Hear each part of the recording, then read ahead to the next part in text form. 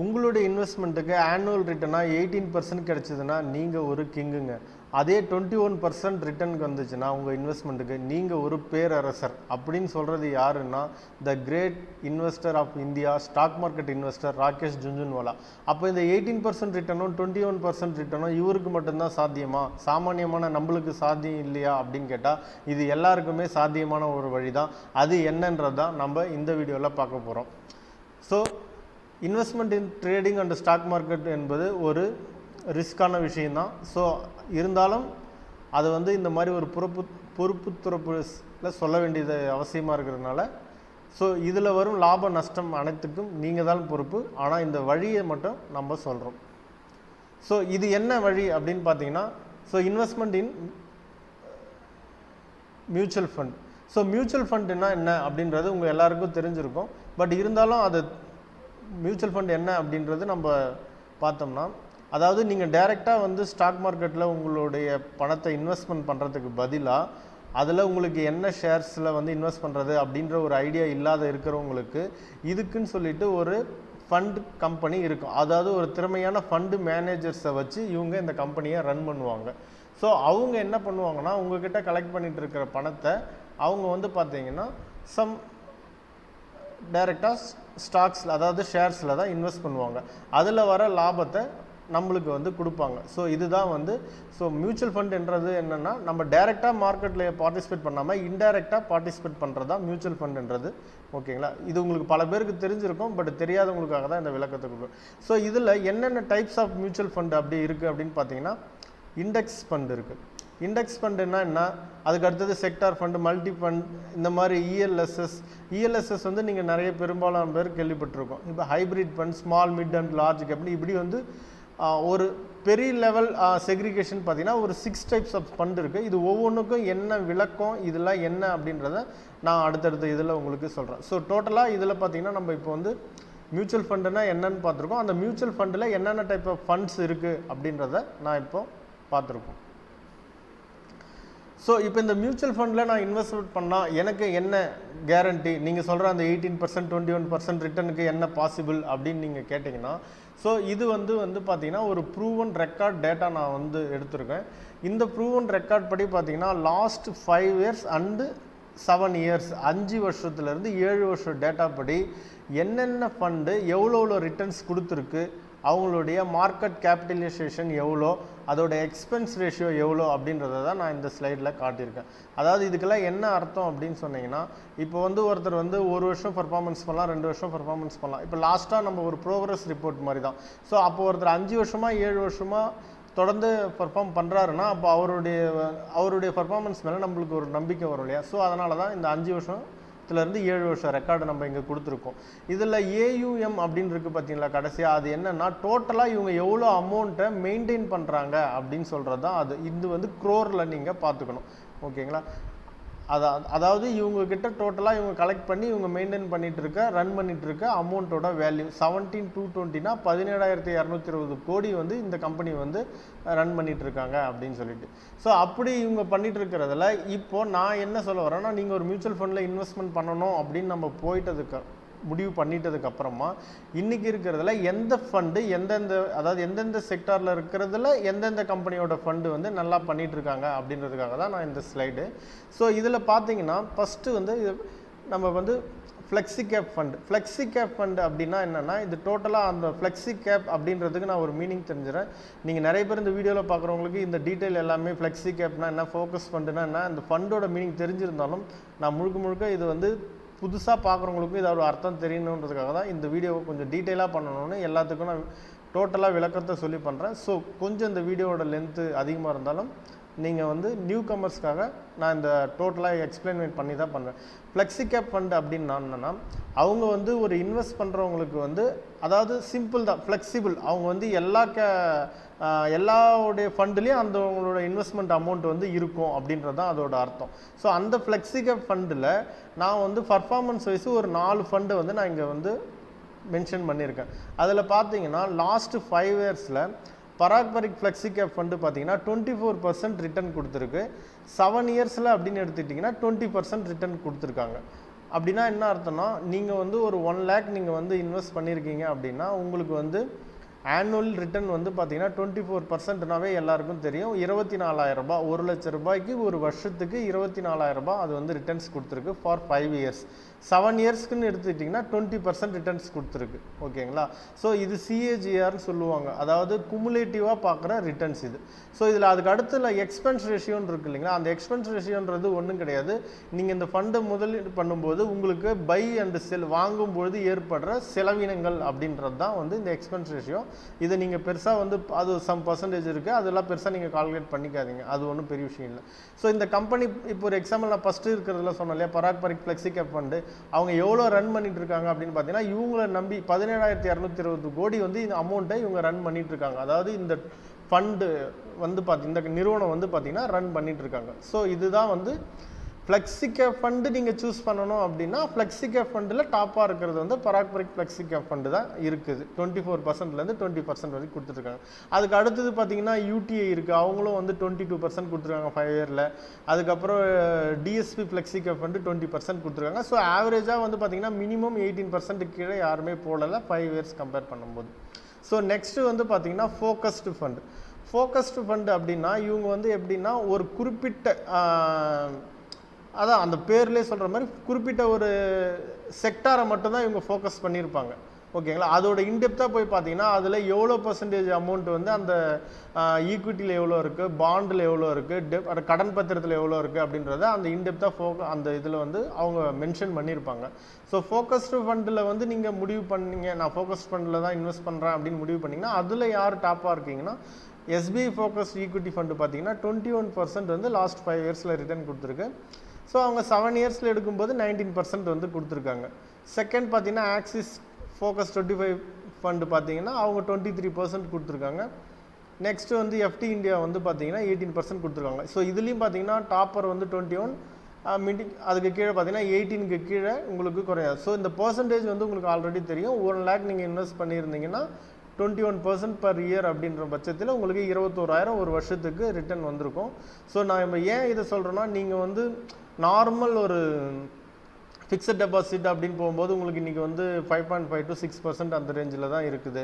அதை தாண்டி நீங்கள் ஒரு எம்ப்ளாயாக இருந்தீங்கன்னா நீங்கள் பிஎஃப் அப்படி போகும்போது உங்களுக்கு ஒரு 8.5% தான் இருக்குது. இதை தாண்டி நீங்கள் ஒரு பெட்டர் ரிட்டர்ன் வரணும் அப்படின்னா உங்களுடைய நெக்ஸ்ட் அசட் கிளாஸ் பார்த்தீங்கன்னா மியூச்சுவல் ஃபண்டு தான். அதாவது எனக்கு ஷேர் மார்க்கெட் வந்து ரிஸ்க்காக இருக்குது அப்படின்னு தெரிஞ்சுட்டு நிறைய பேர் அதில் போக மாட்டாங்க. பட் அந்த பயம் இருக்கிறவங்க நீங்கள் மியூச்சுவல் ஃபண்டை நாடலாம் அப்படின்றதுக்காக தான் டோட்டலாக இந்த வீடியோ வந்து நான் பண்ணியிருக்கேன். ஸோ இதில் வந்து இவ்வளோ ரிட்டர்ன்ஸ் இவங்க கொடுத்துருக்கும் போது இதில் வந்து ஒன்றும் பெருசாக வந்து நீங்கள் பயப்படுற அளவுக்குலாம் வந்து இல்லை அப்படின்றது தான். ஸோ நெக்ஸ்ட்டு தேர்ட் பார்த்தீங்கன்னா small cap fund. Small cap fund அப்படின்னா என்னென்னா, அதாவது ஒரு கம்பெனி வந்து பார்த்தீங்கன்னா 5,000 கோடி வரைக்கும் டேர்ன் ஓவர் இருக்குது, அதாவது மார்க்கெட் கேபிட்டலைசேஷன் இருக்குது அப்படின்னா, மார்க்கெட் கேபிட்டலைசேஷன்னா அவங்களுடைய மொத்த worth, number of shares into அந்த ஷேர்ஸ் ட்ரேட் ஆகிற ப்ரைஸ், இதை ரெண்டுத்தையும் மல்டிப்ளை பண்ணிங்கன்னா 5,000 கோடி வரைக்கும் இருக்கிற கம்பெனியை வந்து ஷேர் மார்க்கெட்டில் ஸ்மால் கேப் அப்படின்னு சொல்லுவாங்க, அதாவது சிறிய நிறுவனம் அப்படின்னு வகைப்படுத்தியிருப்பாங்க. ஸோ அந்த நிறுவனத்தில் மட்டும்தான் இந்த ஃபண்டு வந்து இன்வெஸ்ட் பண்ணுவாங்க. ஸோ அவங்களுடைய நீங்கள் வந்து ஒரு சிறிய நிறுவனம் தான் நாளைக்கு பெருசாக ஆகும் அப்படின்னு நீங்கள் நினச்சி அந்த ஸ்மால் கேப் ஃபண்டில் நான் இன்வெஸ்ட் பண்ணணும் அப்படின்னு நீங்கள் நினச்சிங்கன்னா உங்களுடைய சாய்ஸ் பார்த்தீங்கன்னா எஸ்பிஐ ஸ்மால் கேப் ஃபண்டு பார்த்தீங்கன்னா 5 இயர்ஸில் வந்து 25% ரிட்டர்ன் கொடுத்துருக்கு. 7 இயர்ஸ்லேயும் அவங்க 25% தான் ரிட்டர்ன் கொடுத்துருக்காங்க. ஸோ நெக்ஸ்ட்டு அதிலே பார்த்தீங்கன்னா ஆக்சிஸ், கோட்டக் எல்லாருமே பார்த்தீங்கன்னா 1% தான் வந்து அதுக்கு கீழே இருக்காங்க. ஸோ இவங்க எல்லாமே என்னென்னா இந்த ஸ்மால் கேப் ஃபண்டில் கலெக்ட் பண்ணுற அமௌண்ட்டை எடுத்துகிட்டு போய் அந்த 5,000 கோடி கேபிட்டலைசேஷன், மார்க்கெட் கேபிட்டலைசேஷன் உள்ள நிறுவனத்தில் தான் அவங்க இன்வெஸ்ட் பண்ணியிருப்பாங்க. அதில் வர ரிட்டர்னை தான் கொடுக்குறாங்க. ஸோ நீங்கள் இந்த ஃபண்டை எதை சூஸ் பண்ணுறதுன்றது அவங்கவுங்களுக்கு ஒரு சாய்ஸ் இருக்கும். இல்லைனா நீங்கள் இந்த பேஸ்ட் ஆன் ரிட்டர்ன்ஸை வச்சு நீங்கள் வந்து முடிவு பண்ணலாம். பொதுவாக ஸ்மால் கேப் ஃபண்டு அப்படின்னு என்ன ஒரு இதுன்னா, இது வந்து ஒரு சிறிய நிறுவனம் அவ்வளோதான். ஆனால் இதில் வந்து நம்ம பண்ணலாமா வேணாமான்றது அவங்களுடைய தனிப்பட்ட விருப்பத்தின் அடிப்படையில் தான் இருக்குது. ஸோ அது ஏயும்ன்றது பார்த்தீங்கன்னா அதில் 10,620 கோடி எஸ்பிஐ வந்து ஸ்மால் கேப் ஃபண்டோட டோட்டல் அவங்க வந்து அவ்வளோ அமௌண்ட் வந்து அவங்கள நம்பி இன்றைக்கி அட் ப்ரெசென்ட் வந்து இருந்துருக்கு. ஸோ நெக்ஸ்ட் வந்து mid cap fund. Mid cap fund அப்படின்னா என்னென்னா, நீங்கள் 5,000 கோடி சொன்னோம் இல்லைங்களா கேபிட்டலைசேஷன், அந்த 5,000 கோடியில் இருந்து 20 crore வரைக்கும் இருந்துச்சுன்னா அது வந்து மிட் கேப் அப்படின்னு சொல்லுவாங்க. அதாவது ஷேர் மார்க்கெட்டில் அது வந்து அதை வந்து மிடில், அதாவது சின்ன கம்பெனியில் லார்ஜ் கம்பெனியில் அது வந்து மிட் கேப்பில் ஒரு மீடியமான கம்பெனி அப்படின்னு சொல்கிறாங்க. ஸோ இதெல்லாம் என்னென்ன கம்பெனின்றது அது தனியாக நீங்கள் பெரிய டீட்டெயில் நீங்கள் கூகுள் பண்ணி பாருங்கள். அதாவது ஸ்மால் கேப்னா என்னென்ன கம்பெனிலாம் இருக்குது, மிட் கேப்னா என்னென்ன கம்பெனிலாம் இருக்குன்னு. ஸோ நீங்கள் இந்த மிட் கேப் ஃபண்டில் வந்து, அதாவது நான் சின்ன கம்பெனிலாம் நம்பி போக முடியாது, அதுக்காக வளர்ந்துட்ட கம்பெனி இனிமேல் வளருமான்னு தெரியாது, ஸோ மிடில் இருக்குன்னா அவங்க ஒரு வேலை அப்படின்னு நினச்சி நீங்கள் மிட் கேப் ஃபண்டை சூஸ் பண்ணுறீங்கன்னா அதில் இன்றைக்கி பெட்டர் ரிட்டர்னாக இருக்கிறவங்க வந்து ஆக்சிஸ் மிட் கேப் ஃபண்டு தான். அவங்களும் பார்த்தீங்கன்னா 25% கொடுத்துருக்காங்க 5 இயர்ஸில். அதுக்கப்புறம் PGIM India mid cap fund பார்த்தீங்கன்னா 25% கொடுத்துருக்காங்க. அதுக்கு அடுத்தது தேர்ட் இருக்கிறது வந்து 18% ரிட்டர்ன்ஸ் கொடுத்துருக்காங்க. ஸோ இது எல்லாத்துலேயுமே பார்த்தீங்கன்னா யாரும் 25 மேக்ஸிமம் இருக்காங்க, 18 வந்து லோவஸ்ட்டாக இருக்காங்க. அதுக்கு அடுத்தது டிஜிட்டல் ஃபண்ட் அப்படின்னா என்னென்னா, இந்த கம்பெனி எல்லாமே அந்த ஃபண்ட் அதை கலெக்ட் பண்ணுற ஃபண்டை எங்கே இன்வெஸ்ட் பண்ணுவாங்க அப்படின்னா, இவங்க மேக்ஸிமம் பார்த்தீங்கன்னா ஐடி செக்டரில் தான் இன்வெஸ்ட் பண்ணுவாங்க.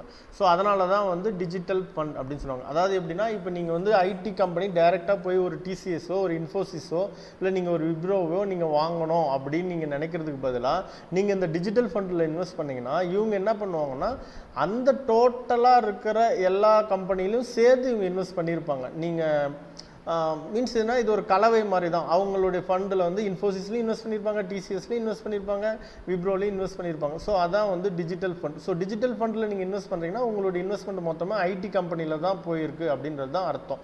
அப்போது ஐடி கம்பெனி பூம் ஆச்சுன்னா உங்களுடைய இன்வெஸ்ட்மெண்ட்டு நல்லா வளர்ச்சி அடையும். அதனால தான் பாருங்கள், டிஜிட்டல் ஃபண்டோட லாஸ்ட்டு 5 இயர்ஸ் ரிட்டர்ன்லாம் பார்த்தீங்கன்னா மோர் தென் 36% கொடுத்துருக்காங்க. ஏன்னா லாஸ்ட்டாக இப்போ வந்து ஐடி கம்பெனிலாம் நல்லா தான் பர்ஃபார்ம் பண்ணிகிட்ருக்கு. So Tata Digital India fund பார்த்தீங்கன்னா ஹையஸ்ட்டாக 36%, 38% கொடுத்துருக்கு. ஐசிசி ப்ரோ டெக்னாலஜி ஃபண்டு 36 கொடுத்துருக்கு.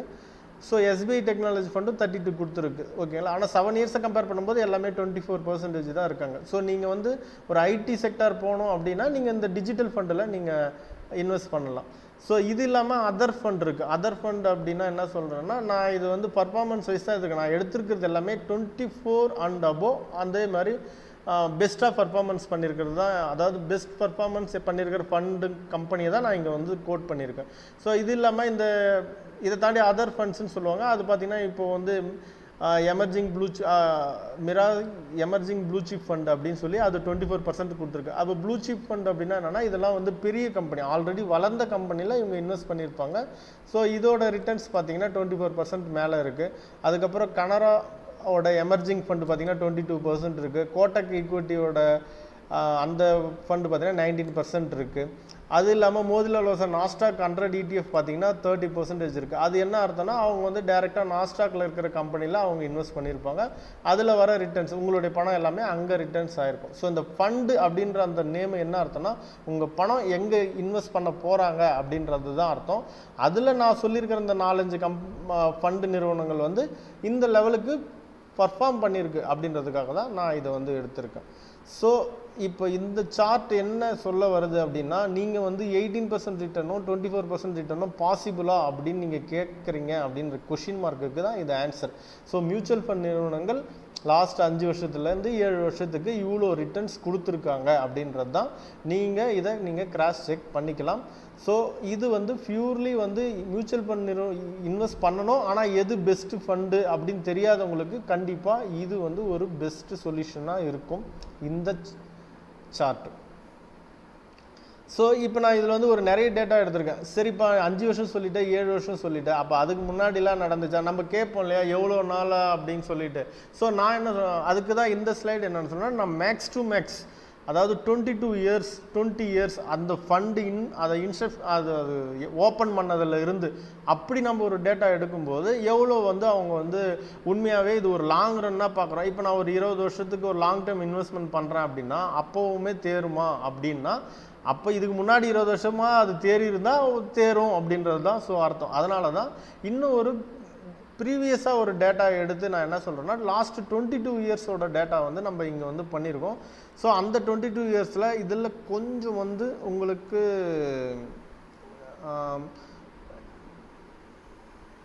எந்த அளவுக்கு உங்களுக்கு விசிபிளாக தெரியுதுன்னு தெரியல, பட் இருந்தாலும் நான் சொல்லிடுறேன். லாஸ்ட் 22 இயர்ஸில் பார்த்தீங்கன்னா இண்டெக்ஸ் ஃபண்டில் இண்டெக்ஸ் அண்டு இடிஎஃப்னால் உங்களுக்கு நான் சொல்லியிருக்கேன், இந்த கோல்டு எக்ஸ்சேஞ்ச் ட்ரேடட் ஃபண்டுன்னு சொல்லுவாங்க. ஸோ இண்டெக்ஸ்னால் நீங்கள் நிஃப்டி 50ல் இருக்கிற 50 கம்பெனிக்கும் கம்பைண்டாக பண்ணுறது. ஸோ அந்த ஃபண்டில் எந்த கம்பெனி நல்லா 22 வருஷத்தில் பார்த்தீங்கன்னா யூடிஐ நிஃப்டி ஃபண்டு பார்த்தீங்கன்னா அதிகபட்சமாக வந்து உங்களுக்கு ரிட்டர்ன்ஸ் கொடுத்துக்கிறவங்க வந்து பார்த்தீங்கன்னா 16% வந்து பார்த்தீங்கன்னா டாடா இண்டெக்ஸ் சென்செக்ஸ் ஃபண்டு வந்து அதிகபட்சமாக மோதிலால் ஓஸ்வால் 100 ETF வந்து பார்த்தீங்கன்னா 23% வந்து உங்களுக்கு கொடுத்துருக்காங்க. இது எங்கே இருக்குன்னா இங்கே இருக்குது பாருங்கள். ஓகேங்களா, 23% வந்து லாஸ்ட் 11 இயர்ஸில் கொடுத்துருக்காங்க. சிலது வந்து 7 இயர்ஸ் தான் இருக்கும், சிலது வந்து 19 இயர்ஸ் தான் இருக்கும். அதுக்கு என்ன அர்த்தம்னா அந்த ஃபண்டுலாம் ஓப்பன் பண்ணி அவ்வளோ நாள் தான் ஆயிருக்கும்னு அர்த்தம். ஓகேங்களா, அவ்வளோதான். ஸோ அதுக்கு அடுத்தது பார்த்தீங்கன்னா ஃப்ளெக்ஸி கேப் ஃபண்டில் பார்த்தீங்கன்னா லாஸ்ட் 9 இயர்ஸில் வந்து 20% ரிட்டர்ன் வந்திருக்கு. அதாவது பராக் பரிக் ஃப்ளெக்ஸி கேப் ஃபண்டில் இது நம்ம ஏற்கனவே போன ஸ்லைட்லேயும் பார்த்தது தான். ஸோ அதில் 25 இயர்ஸில் பார்த்தீங்கன்னா டிஎஸ்சி ஃப்ளெக்ஸி கேப் ஃபண்டு 19% வந்திருக்கு. ஸோ என்னென்னா நீங்கள் ஒரு ப்ரீவியஸ் ரெக்கார்டு 25 இயர்ஸ் அந்த ரேஞ்சில் எடுத்து பார்த்தாலும் இதில் வந்து பார்த்தீங்கன்னா மோர் தென் 21%லேருந்து மினிமம் வந்து 12% வரைக்குமே வந்து பார்த்திங்கன்னா இதில் வந்து ரிட்டர்ன்ஸ் வந்து இருந்திருக்கு. அதில் யார் யார் எவ்வளோ பண்ணியிருக்காங்க அப்படின்னு சொல்லி தான். ஸோ இது வந்து ஒரு ஜென்ரலாக ஸ்மால் கேப் ஃபண்டு எடுத்துட்டிங்கன்னா லாஸ்ட் அதிகபட்சமாக இருக்கிறது கோன்ஸ் ஸ்மால் கேப் ஃபண்டு 25 இயர்ஸில் 12% கொடுத்துருக்காங்க. மிட் கேப் ஃபண்டில் அதிகபட்சமாக யார் இருக்காங்கன்னு பார்த்தீங்கன்னா நிப்பான் இந்தியா க்ரோத் ஃபண்டு பார்த்தீங்கன்னா 26 வருஷமாக இருக்காங்க. அவங்க பார்த்தீங்கன்னா ஒரு 22% கொடுத்துருக்காங்க. ஸோ அதுக்கப்புறம் டிஜிட்டல் ஃபண்டு, அதாவது நான் சொன்னேன் இல்லைங்களா ஐடி செக்டார் ஃபண்டில் வந்து அதிகபட்சமாக இருக்கிறது பார்த்தீங்கன்னா ICICI production technology fund, SBI technology fund எல்லாமே 22 இயர்ஸ் இருக்காங்க. எல்லாருமே ஆவரேஜாக 16% 12% கொடுத்துருக்காங்க. இது இல்லாமல் குளோபல் ஃபண்ட் அப்படின்னு சொல்லிட்டு இருக்குது. குளோபல் ஃபண்டுன்னா என்னென்னா நீங்கள் வந்து இந்தியன் ஸ்டாக் மார்க்கெட்டில் மட்டும் குளோபல் ஃபண்டுன்றது இங்கே லாஸ்ட்டாக இருக்குது பாருங்கள், இதுதான் குளோபல் ஃபண்டு. ஸோ இது என்னென்னா இந்தியன் ஸ்டாக் மார்க்கெட்டில் மட்டும் இல்லாமல் வெளிநாட்டில் இப்போ சைனா,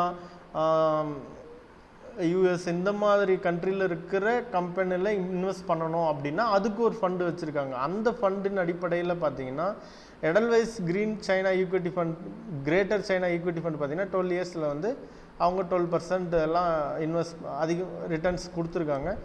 ஸோ இதெல்லாம் வந்து பார்த்திங்கன்னா வெளிநாட்டில் முதலீடு பண்ணுற அந்த கண்ட்ரியில் முதலீடு பண்ணுற மியூச்சுவல் ஃபண்ட்.